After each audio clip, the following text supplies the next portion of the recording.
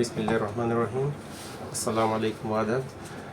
আজকে আমাদের learned advocate Syed Sirajul Islam সিরাজি ভাইয়ের আমন্ত্রণে সিরাজি ল অ্যাসোসিয়েটসে মৌলভীবাজার ডিস্ট্রিক্ট বারের নাম করা চেম্বার সিরাজি ল অ্যাসোসিয়েটস কর্তৃক আয়োজিত ইমিগ্রেশন সংক্রান্ত এই সচেতনতামূলক আজকের এই আয়োজনের জন্য ধন্যবাদ জানাচ্ছি ওনাকে এবং সবাইকে শুভেচ্ছা। সম্মানিত উপস্থিতি, মৌলভীবাজার হচ্ছে একটা প্রবাসী অধ্যুষিত এলাকা। এটা আজকে থেকে না, সেই ব্রিটিশ আমল থেকে, অনেক আগে থেকে। মৌলভীবাজারের এখানকার জনসাধারণ যারা পড়ালেখা এবং জীবিকার তাগিদে দেশ ছেড়েছেন, তাদের প্রায় আজ থেকে 4 প্রজন্ম আগে, এটা অনেক পুরনো ইতিহাস। ইংল্যান্ডের অর্থনীতিতে মৌলভীবাজারবাসীরাই সর্বপ্রথম ব্যবসা বাণিজ্যের মাধ্যমে, ক্যাটারিং ইন্ডাস্ট্রির মাধ্যমে একটা নতুন ব্যবসার দিগন্ত উন্মোচন করেছিলেন। এই জন্য প্রবাসীদের ইতিহাস মৌলভীবাজারে অনেক পুরানা। এখানে যেহেতু আজকে আমাদের এই প্রোগ্রামটা হচ্ছে সচেতনতা বৃদ্ধির জন্য প্রোগ্রাম, সেটা হচ্ছে ইমিগ্রেশন। একজন ডাক্তার যেরকম প্র্যাকটিস করতে গেলে তার MBBS সার্টিফিকেট লাগে, বা একজন ডেন্টিস্ট প্র্যাকটিস করতে গেলে তার BMDCর একটা অনুমোদন লাগে,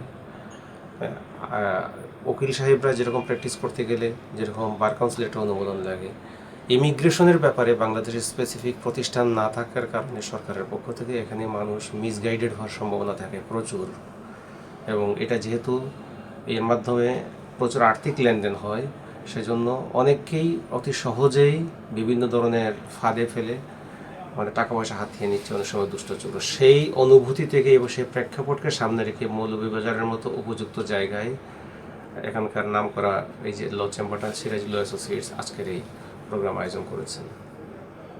এখন প্রশ্ন হচ্ছে, ওনারা যাবেন যে যারাই দেশের বাইরে যেতে চান, সাধারণত যাচ্ছেন কেউ পড়ালেখা করতে, কেউ ভিজিট ভিসায়। পড়ালেখা করতে গেলে কেউ স্টুডেন্ট ভিসা, সেখানে কেউ কেউ সরকারি খরচে যাচ্ছেন স্কলারশিপে, কেউ কেউ স্কলারশিপ ছাড়াও যাচ্ছেন। স্টুডেন্ট ভিসার পাশাপাশি স্কুলিং ভিসাও আছে, যাদের বাচ্চারা ওই সব দেশে স্কুলে গিয়ে পড়বে। ভিজিট ভিসার ক্ষেত্রেও বিভিন্ন ক্যাটাগরি আছে, যাদের ফ্যামিলির আত্মীয় স্বজন ওই সব দেশে থাকেন, ইংল্যান্ড, কানাডা, আমেরিকাতে বা অস্ট্রেলিয়াতে। ওটা হচ্ছে ফ্যামিলি ভিজিট ভিসা। এখানে আবার 2টা পার্ট, একটা হচ্ছে ফ্যামিলি ভিজিট ভিসা, আর একটা হচ্ছে যে ট্যুরিস্ট ভিসা। ট্যুরিস্ট ভিসাটা হচ্ছে যে আমার নিজের কেউ নাই সেখানে, কিন্তু আমি বেড়াতে যাব, ট্যুরিস্ট, আমি পর্যটক, আমি পর্যটনের জন্য যাবো সেই দেশে, আমার পর্যাপ্ত পয়সাপাতি আছে। এখানে যে ভুলটা সবাই আমরা করে থাকি, প্রথম যে অ্যাপ্লিকেশনটা দেওয়া হয়, এই অ্যাপ্লিকেশনটি হচ্ছে বেসিস অফ এভরিথিং। এইটা হচ্ছে সব কিছুর ভিত্তি। আপনি ইংল্যান্ডের ব্রিটিশ হাই কমিশনে বা কানাডিয়ান হাই কমিশনে বা অস্ট্রেলিয়া, USA-র যে অ্যাপ্লিকেশনটা প্রথম দিন সাবমিট করলেন, এই তথ্য কিন্তু আপনি আজীবন আর সরাতে পারবেন না। এবং এটা যদি কোনো প্রফেশনালি যদি এটা আপনার সাবমিট করা না হয়, যদি কোনো ভুল থাকে, তাহলে আপনার সমূহ ক্ষতি হওয়ার সম্ভাবনা আছে। এবং এই ক্ষতি থেকে আপনি আর কখনো, এটা অপূরণীয় ক্ষতি হবে। আইনের ভাষায় এটাকে আমরা বলি ইররিপারেবল লস, মানে এই মানে ক্ষতি আপনি আর পুষিয়ে উঠতে পারবেন না। এই জন্য এটাকে বলা হয় ইমিগ্রেশন হিস্ট্রি। আপনি যখন একটা ফাইল জমা দেবেন, ফাইল জমা দেওয়ার পরে সেখানকার পর্যাপ্ত ইনফরমেশন, এবং আপনি যদি সেই দেশে বেড়ানোর পরে চলে আসেন, এটাকে বলা হয় যে আপনার একটা রিচ ইমিগ্রেশন হিস্ট্রি আছে। আমরা সহজে বলবো এটাকে ট্রাভেল হিস্ট্রি। এখন সাধারণত যে ক্যাটাগরিগুলো হচ্ছে, আমি বলছি স্টুডেন্ট ভিজিট, অনেকেরই আবার হচ্ছে যে যাদের পিতামাতা বা মানে গ্র্যান্ডফাদার বা গ্র্যান্ডমাদার কারো জন্ম ছিল ওই দেশে, তো ওখানে আবার সিটিজেনশিপের বিষয় থাকে। আমি বাংলাদেশে এসে অবাক হয়েছি, একজন ব্রিটিশ সিটিজেন, আমি ঢাকায় এরকম ক্লায়েন্ট পেয়েছি, ব্রিটিশ সিটিজেন, উনি ব্রিটিশ পাসপোর্ট এক্সটেনশন করতে আসছিলেন আমার কাছে, অথচ উনি জানেন না যে ওনার 2টো বাচ্চা ব্রিটিশ পাসপোর্ট হোল্ডার হবে, মানে 2টো বাচ্চা যে অটোমেটিক ব্রিটিশ নাগরিকত্ব পাবে, এটা উনি আমার কাছ থেকে প্রথম জেনেছেন। এই আজ থেকে 1 মাস আগে উনি 2টো ব্রিটিশ পাসপোর্ট পেয়েছেন ওনার বাচ্চাদের, উনি জানতেনই না এটা প্রথম উনি আমাকে বিশ্বাস করেননি। তো এরকম অনেকগুলো বিষয় আছে। অনেকেরই আবার পারিবারিক কারণে, প্রথম স্ত্রী মারা গেলে বা যে কোনো কারণে যদি তার ফ্যামিলি বিবাহ বিচ্ছেদ ঘটে যায়, সেকেন্ড ম্যারেজ, থার্ড ম্যারেজের প্রশ্নগুলো আসে। একজন বিদেশি নাগরিকের, সাধারণত ব্রিটিশ নাগরিক যদি হয়ে থাকে, কানাডিয়ান নাগরিক হয়ে থাকে, তার এই সেকেন্ড ম্যারেজের বাচ্চাটা কিন্তু অটোমেটিক্যালি ব্রিটিশ পাসপোর্ট পাবে।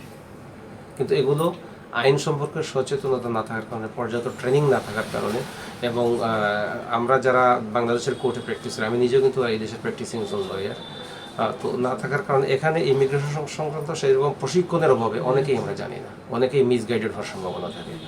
এবং তারপর এটা হচ্ছে যে বাচ্চারা ব্রিটিশ পাসপোর্ট হবে, এখানে রাইট অফ অ্যাবোর্ডের মামলা হয়ে থাকে।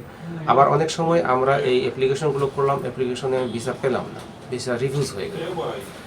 ভিসা রিফিউজ হয়ে গেলে সেখানে কিন্তু আপনার আইনগত প্রতিকার রয়ে গেছে। যদি আমার ওয়েল ইনফর্ম, আমার খুব রিচ অ্যাপ্লিকেশনটা থাকে এবং সেটা যদি রিফিউজ হয়, তাহলে এটা বেআইনিভাবে রিফিউজ করলো ব্রিটিশ হাই কমিশন, সেটাকে আমরা লিগালি চ্যালেঞ্জ করতে পারি, আমরা জুডিশিয়াল রিভিউতে যেতে পারি, অ্যাডমিনিস্ট্রেটিভ রিভিউ করতে পারি, তারপর প্রি অ্যাকশন প্রটোকল দিতে পারি।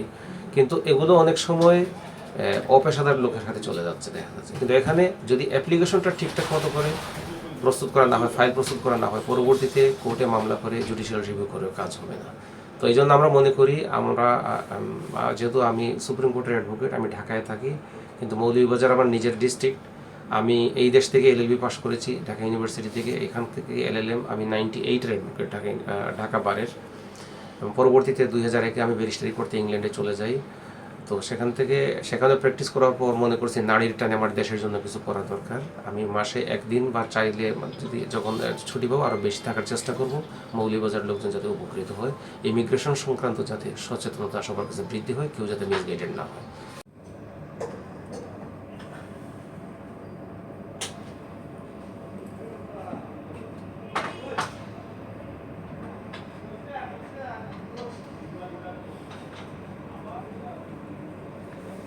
Cheguei, parece.